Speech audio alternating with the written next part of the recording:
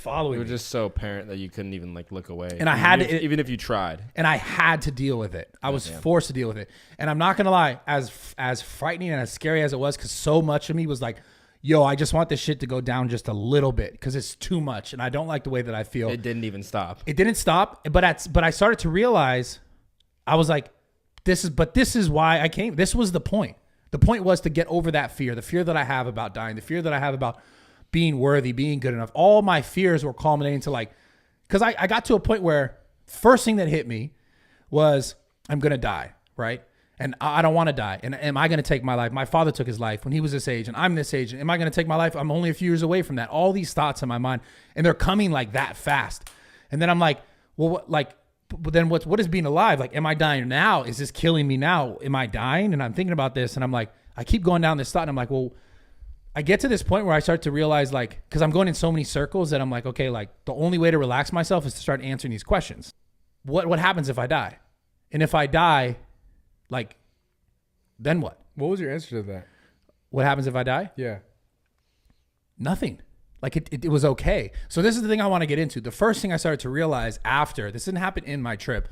I started to realize like, yeah, in the trip, but then also like it got like affirmed after, was like the idea of death for me has always scared me, like I told you. And this was the only time in my life that I've ever been like, it's okay. It has to be okay. Because it's a thing that no matter how afraid we are of it, I know this. And this is the thing that I learned. I know this, you know this, every single person listening to this knows this. It is fucking inevitable. You're going to die. And I know that. You know what's weird? Hold on. The difference between knowing that and fucking feeling that, two different things. On this drug, I felt it. I was like, I felt the idea to myself that I know that I'm going to die. And at the same time, that it was okay. And I've never been able to just feel okay about it. I would run from it. I'd run from it. I'd rationalize like why it's, and then. So do you think that the reason why that you always ran from was because of your dad? It's because of the unknown, because I don't know. Right. So this is the thing I'm going to get into that more. The thing that I started to realize was like, okay, but I'm not dead right now because I'm having these thoughts. So what is the point of living? Right. That's the thing that I kept coming back to. And then I started to get really emotional. I don't want to get emotional on this podcast. I got really emotional because then I'm like, oh, fuck. I started to realize, because you go like, okay, what's the point then of living? And what does living mean? And like, what's the purpose of it? Like, then if I'm so afraid of dying, what's the purpose here now? Because I'm not dead, right? And I'm like, I'm affirming this to myself. And then I start to go, well, it's love. And love is the most important thing, right? And because I know that, and I've always thought that. And then I think to myself, do I fully love myself? Have I fully loved myself? Do I allow love in my, and I start to realize like, I haven't done that. Like for so long, I haven't done that because I'm afraid of allowing someone to be too close to me in my life and then leaving my life. Because in relationship to my father, the idea of losing, right? So then I would like feel afraid to allow people fully into my life in conversation, in business, in friendships, and everything. Like allow them all the way in. And then I realized I was like, wait, but if I'm so afraid of dying, like the idea of not living in love and not living and allowing myself to love, that's a version of death. Already. Yeah. Like if you lived your whole life and you don't give love and you don't experience love, and if you don't lose love, aren't you already dead? Yeah. What the fuck are you doing? What the fuck? Yeah. There's no point in living. Exactly. So I'm sitting there and I'm like, okay, who would miss me? And I'm thinking about the people who would miss me, or who would I miss? And so then I think about all the people in my life that I truly love and that I feel like truly love me, instead of thinking about the people that I know don't love me, that I know have taken advantage of me. Because I had this moment where I'm like, people take advantage of me and people just want money and people want clout and all this shit because of like all the other experience that I'm dealing with in my life. All that shit is coming up. And then I'm like, but what about the people who really love me? Right? So I'm sitting there and I'm like fucking crying to this guy. He's trying to like calm me down, like in Spanish. And I swear I'm like understanding everything he's saying at this point. Does like, he understand you? I have no idea, dude. He knows that I'm stressing. Maybe it's the drug that made you think that you understand Bro, I have no idea. That's pretty fucking wild to me. Anyway, so you don't speak Spanish. And no, I actually kind of understand Spanish. Imagine I do, genuinely. Loki knows Spanish. All the girls I've ever dated all speak Spanish. So I kind of understand Spanish. Anyways. So I'm sitting there and I'm thinking like, okay, the people that I really love, right? I thought of Jacob. I thought of Steve. He's sitting back here.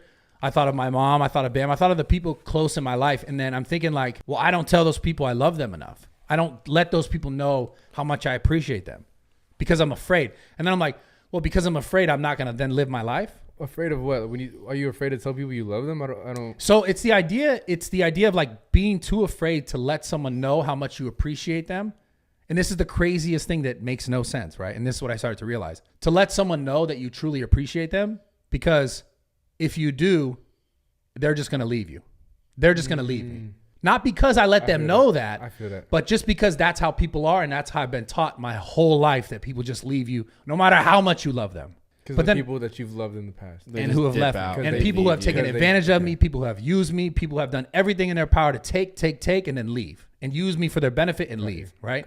So my fear is like, it's protecting that. Like, I don't want to allow that. I don't want allowed to. But then I also realize now I'm not even doing that for the people that genuinely love and show me that they love me through their actions. Show me that they love me through the work that they do. You know what's crazy too is that I did say this in the last podcast, but I got to bring it up again. What? Because when we came back from zoo, I knew Brad was a little bit different because holy fuck, all of us did. Dude, me, Nate, Sobe, we all walk up because we go to zoo every single morning. We work, right? Every day. So we pull up there and we meet up with Brad and we shoot shit, right? Yeah. We walk in, we're in the parking lot, and Brad's sitting in the middle of the parking lot. Motherfucker's just on the phone. I don't even know what the fuck he was doing, dude. But we all walk in and we all kind of like look at each other, me, Nate, and Chris, and we're like, why does this motherfucker look weird? You know? We're like, why does he look different? And we all just start laughing. You had a glow. You had and a glow like this motherfucker literally had a glow, bro. Like it was like a straight halo. It was like a halo over your head. It was so weird. The motherfucker was like glowing. The picture in I white. took of you is fucking hilarious. Like Jesus. I might make it my Abby on Instagram. That shit was crazy. I remember like after that, like he went inside. He was on the phone.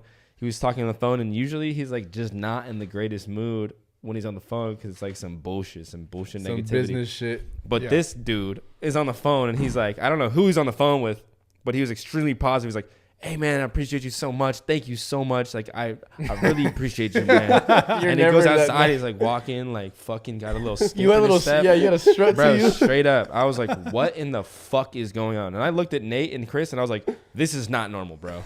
This is not normal. We were like, this wait. is not normal He at was like- all. he was like- I'm kind of concerned. I think we just lost Bradley Martin.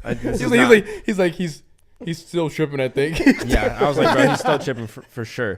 And then he pulls me outside, and he's like, dude, I got it. Because he was telling the story to everyone. Yeah. That was at the front at the zoo, right? So all the coworkers. And he goes, yo, Jake, I got to tell you something real quick. Pulls me outside, and he starts talking about his whole ayahuasca trip, how great it was, blah, blah, blah. And like, then this motherfucker tells me he loves me, and I was like, damn.